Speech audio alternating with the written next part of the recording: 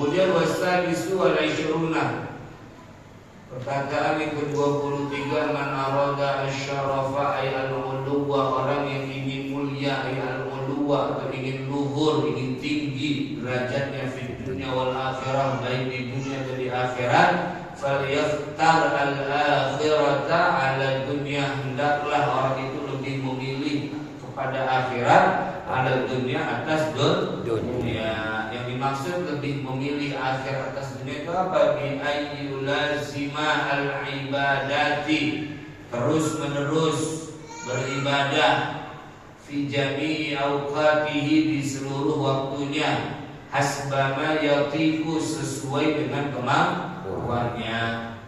Yang dimaksud lebih mengutamakan akhirat atas dunia, ibadah jangan ditinggal, kerja silahkan, sholat asar jangan ditinggal, kerja silahkan, istirahat jangan lupa sholat zuhur, kerja silahkan, pagi jangan hanya berangkat untuk bangun, tapi juga bangun untuk sholat subuh, kerja silahkan, tapi sampai rumah mandi, ayo sholat maghrib, ayo sholat isya.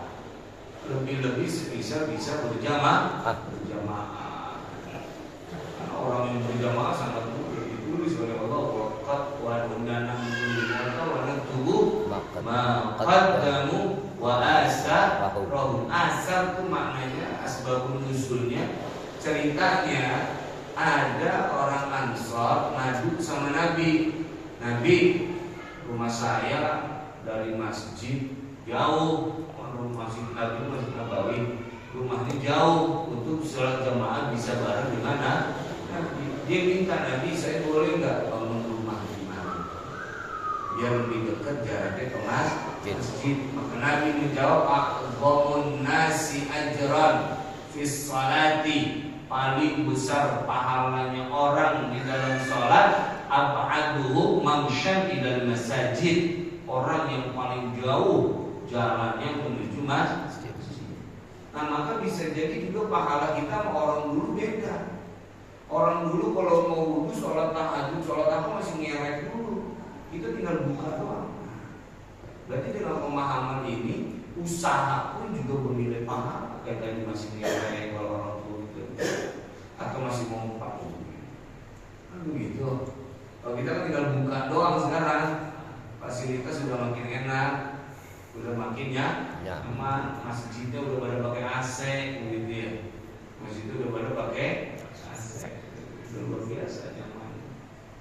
Jadi kira-kira makanya dicatat, apapun langkah kalian menuju masjid, kullu syai'in asaynahu fi imamin mubin. Maka Allah udah ada di Lauh Mahfuz. Apa yang kalian kerjain udah ada semuanya di Lauh Mahfuz. Kalau kita bahasa HP, Lauh Mahfuz itu semisal gambarannya kayak kita punya HP, ada memori internalnya. Tapi kalau itu nggak ada batas maksimal, itu nggak ada batas maksimal. Kalau HP kan ada yang 56, 512, 1 tera kan gitu. Kalau itu mah nggak ada batas maksimal. Kita beli HP 10 tahun nggak ganti-ganti. Kira-kira tahun pertama kita beli HP masih ada memori foto. Kasihan. Nah, itu pun dari syai'in asaynahu fi imamin mubin.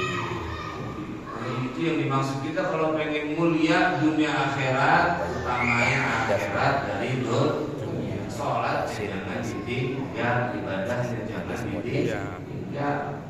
Kemudian warabi wa ishruna, dan yang ke-24, man arada al-firdausa, orang yang ingin kepada surga Firdaus. Yang dimaksud Firdaus ini adalah wa huwa a'lal jinan, surga yang paling tinggi, wan na'ima alladzi la yafna, dan orang yang ingin kenikmatan yang tidak pernah habis, tidak pernah musnah, binasa.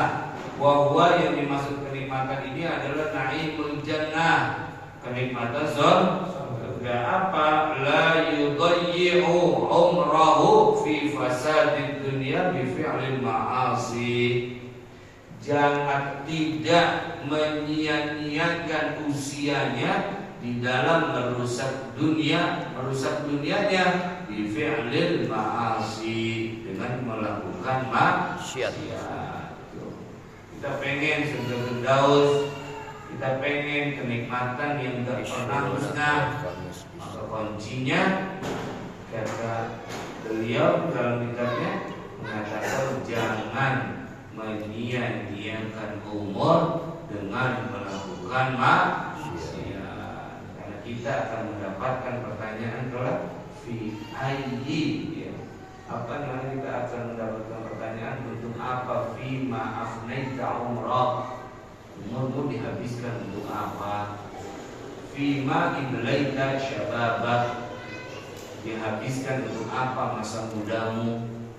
Ada pertanyaan nih, karena ketika ingin mendapat surga Firdaus dan kenikmatan yang tiada habisnya, tiada musnahnya, jangan sia-siakan umur untuk melakukan maksiat. Kemudian al-khamisu wal ishruna, dan yang ke-25, man arada al-jannata ya as-surura fid dunya wal akhirah. Orang yang ingin surga, yakni orang yang ingin kebahagiaan di dunia dan di akhirat, fa alaihi bisakhawah, maka wajib atasnya dermawan. Kenapa dermawan? Li anna sakhiyya qaribun ilal jannah wa ba'idun minan nar. Karena orang dermawan itu dekat ke surga, jauh ke neraka. Orang pengen senang di dunia, pengen senang di akhirat, kuncinya adalah dermawan. Karena orang dermawan dekat sama surga, jauh sama neraka. An Aisyah radhiyallahu anha qalat, dari Sayyidatina Aisyah, mudah-mudahan Allah meridainya. Qalat, Sayyidatina Aisyah berkata, qala Rasulullah sallallahu alaihi wasallam, sabda Rasulullah sallallahu alaihi wasallam, as-sakhiyyu qaribun minallahi ta'ala, qaribun minan nar. Qaribun minan nas, qaribun minal jannah, ba'idun minan nar. Nabi sabdakan, orang yang dermawan dekat sama Allah, orang yang dermawan dekat sama manusia. Oh, teman manusia nih, nyeredeknya gitu. Iya. Kalau amadan, dan juga qaribun minal jannah, dekat sama surga. Ba'idun minan nar, jauh dari api neraka. Dan sebaliknya kata Nabi, wal bakhilu, orang yang pelit, kikir, ba'idun minallah, jauh orang dari Allah. Ba'idun minan nas, jauh dari manusia. Dari teman orang sama dia, dari teman sama dia. Di kantongnya ada duit, dia PT ogah. Besok kita kandain orang ini. Kalau patungan di bang goceng gitu, buat beli es, buat beli kopi, apa? Ayo patungan. Kantongnya transparan, kelihatan goceng nggak dikeluarin. Tambahin medit. Tambahin besok. Baik ke minal jannah, orang yang pelit gitu kata Nabi, jauh sama surga, qaribun minan nar, dekatnya sama api neraka. Maka Nabi katakan, wal jahilus sakhiyyu, orang bodoh yang dermawan, ahabbu ilallahi ta'ala, itu lebih dicintai sama Allah, minal abidil bakhil, ketimbang orang yang ahli ibadah tapi kodet.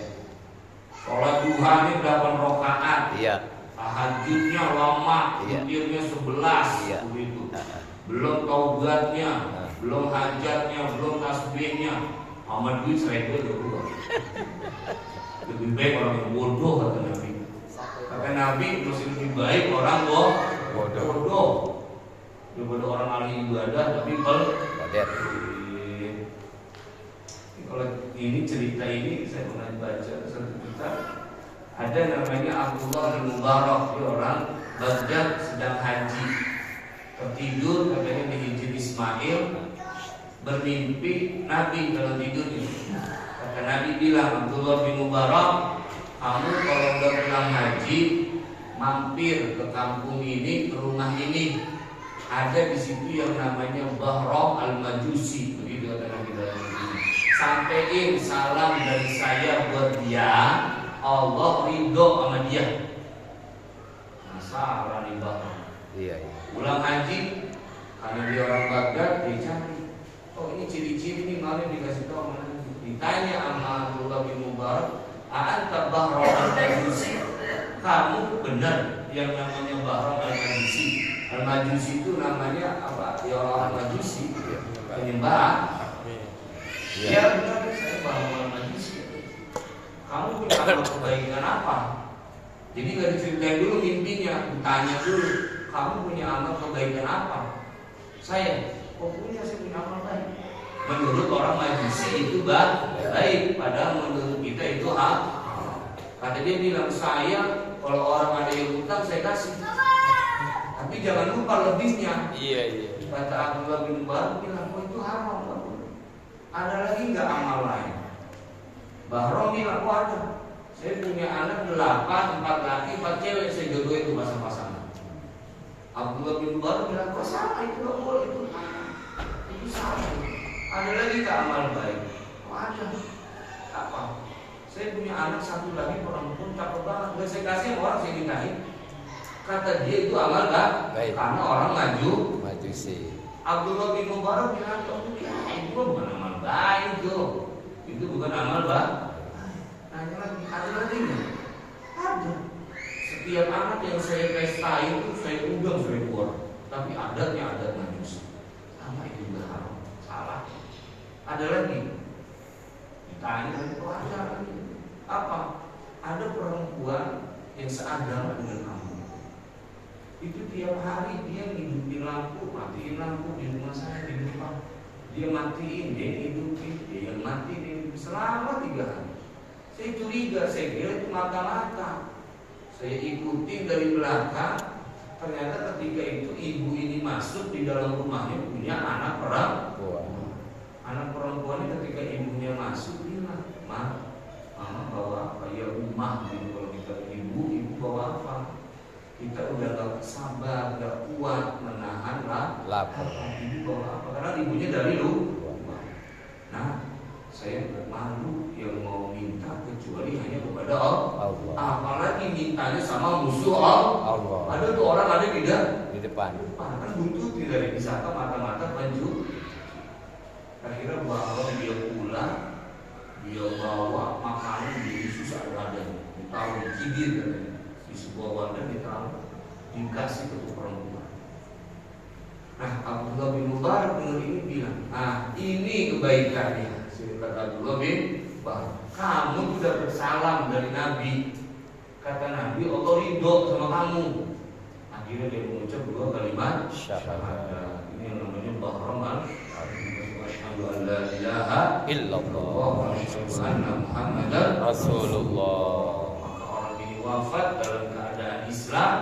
Kemudian Abdullah bin Mubarak yang selalu menemani saat dimandikan, disolati dan dikuburkan. Maka dari situ ulama bilang orang yang dermawan, walaupun awalnya statusnya dia adalah a'da'ullah, dia musuhnya Allah, bisa berubah menjadi ahibbatullah, bisa berubah menjadi orang-orang yang dicintai Allah. Nah, Nabi katakan bahwa orang yang dermawan dekat sama Allah, dekat sama manusia, dekat sama surga, jauh sama api neraka. Itu orang dermawan. Kemudian wamin hikayatil kurama, dan juga termasuk ceritanya orang-orang dermawan. Anal Hasan wal Husain wa Abdullah bin Ja'far dan Abdullah bin Ja'far kharajul haji, mereka bertiga keluar untuk melakukan ibadah haji. Fafatahum asqaluhum, tertinggal kepada mereka apa perbekalan, beban itu maksudnya perbekalan. Faja'u wa atashu, kemudian mereka lapar dan haus.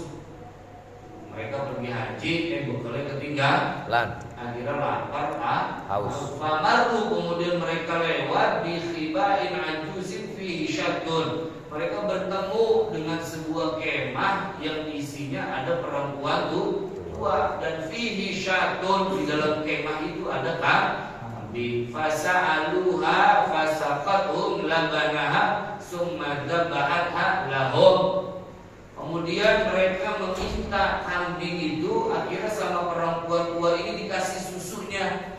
Gak cuma dikasih susunya, tapi disembelih itu kambingnya. Kita kadang nemuin yang kayak gini cuma di pedalaman. Cuma nemuin di pedalaman orang-orang desa, orang-orang kampung. Ini biasanya royalnya kayak gini. Potongin ayam kita. Padahal hidupnya buat makan, besok aja semua tahu. Tapi kadang ada tamu, walaupun tamu ini bukan tamu terhormat, karena buat makan masih dipotongin aja. Karena tahu begitu, karena saya waktu di pondok, kalau libur sih kalau pulang, karena main ke rumah teman yang di Jember, yang di Madura, yang di Bondowoso, atau yang masih di atas Bondonya begitu, kan banyak kabupaten ya, itu begitu. Kadang ilmu yang kayak gini masih dipakai sama kan. Kalau kita kadang-kadang air, oh ya Allah air belum dikeluar nih ya. Begini, airnya belum, apalagi yang lain. Apalagi yang lain. Nah berarti kita semisal ngakunya doang kita orang ibu kota. Ngakunya aja kita tinggal di kota yang punya peradaban semisal, karena di sini tempat untuk kembali ke ilmuwan. Tapi nggak sesuai dengan sikap. Beda dengan pelosok yang nggak dengar apa-apa, nggak dengar ilmu, kadang sama menit juga nggak jelas, pengajian juga Ustaz Kiai jarang, tapi amalnya begitu luar biasa. Coba kita datang ke desa pelosok, itu kalau belum makan belum pulang. Itu berarti dermawannya luar.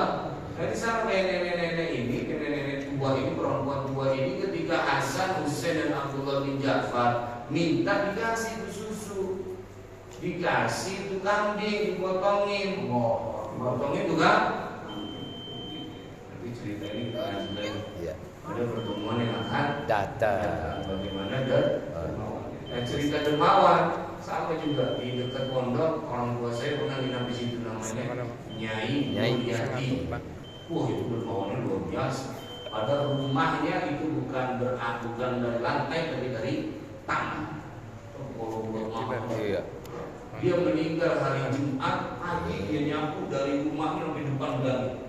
Ditanya sama anak-anak, mau ngapain nyapu? Nanti mau banyak tamu katanya. Dia meninggal kasihan. Pagi dia nyapu itu dari ujung ke ujung. Itu orang deh. Kita ini santri kalau main ke sono mijit kan sih kelasnya. Itu kalau di Jawa Timur kita kadang-kadang kalau bayar 15.000, 20.000 gitu. Tidak boleh di Jawa. Tapi habis itu kita dipotongin ayam. Dia punya kelapa, ambil cong, karacong pakai bahasa Madura. Iya. Karacong. Ya, petik cong. Ambil tuh kelapa. Ada berarti 12.000.